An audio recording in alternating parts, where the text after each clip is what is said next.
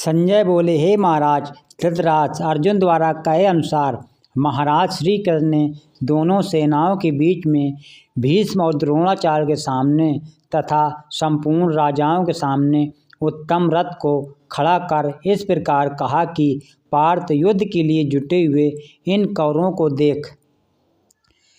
तस्मन्नत्वहं हन्त्वा धृष्टा नम वंदनम स्वजनम कथम हत्वा सुकनी स्वयं माधव। अतएव माधव, अपने ही बंधव धृतराज के पुत्रों को मारने के लिए हम योग्य नहीं हैं, क्योंकि आपने कुटुंब को मार कर में कैसे सुखी होंगे। यत्र स्ममानना वेक्षाम यथेष्टित समागता धृतराष्ट्रस्य दुर्वदेशम प्रीचकसे। दुर्योधन का युद्ध में हित चाहने वाले जो राजा लोग इस सेना में आए हैं, इन युद्ध करने वालों को मैं देखूंगा। अत व्यवस्थरादस्त्वा धृतराष्ट्रम कपिध्वज पर्वते शस्त्र संपतो धनरुद्रपम पांडवा हसिकेश तथा वक मिंत महामहिवते सेनयो भद्वारथम यथोच्युते। हे राजन, इसके बाद कपिध्वज अर्जुन ने मोर्चा बांधकर डटे हुए धृतराज संबंधियों को देखकर उसे शस्त्र चलाने तैयारी के समय धनुष उठाकर हसीखेश श्री कृष्ण महाराज से यह वचन कहा, हे अच्युत, मेरे रथ को दोनों सेनाओं के बीच में खड़ा कीजिए। काश्चिते परमेश्वर सिकड़ी चा महारथ धृष्टृष्णो विराट च सत्य मस्जिदे रूपदो द्रौपदीजो सर्वसा पृथ्वी बीते सर्वधसे महाबहु शंखनदम प्रतिकृतमम। श्रेष्ठ धनुष वाले कसीराज और महारथी सिंखड़ी एवं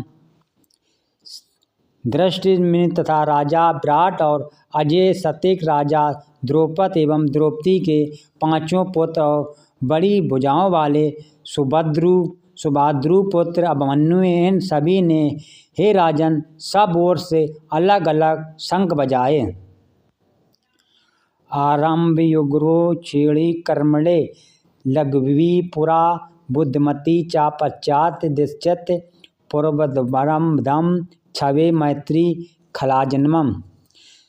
दुर्जन की मित्रता शुरुआत में बड़ी बड़ी अच्छी बातें होती हैं और क्रमशः कम करने वाले होती हैं। सज्जन व्यक्ति की मित्रता पहले कम और बाद में बढ़ने वाली होती है। इस प्रकार से दिन के पूर्वाध और पराध में अलग अलग दिखने वाली छाया के जैसी दुर्जन और सज्जनों व्यक्तियों की मित्रता होती है। अनंत विजयम राजा कुंती पुत्रो दुष्टा नकुला सहदेशा सुगमणि पुष्पको।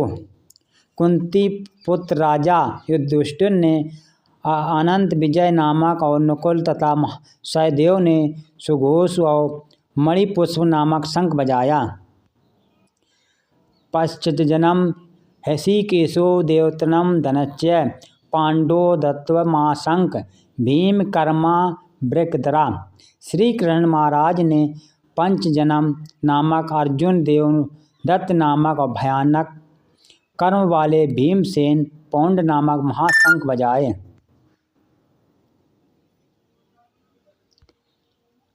इसके अनंत सफेद घोड़ों से युक्त ऊधम रथ में बैठे हुए श्री कृष्ण महाराज और अर्जुन ने भी अलौकिक शंख बजाए।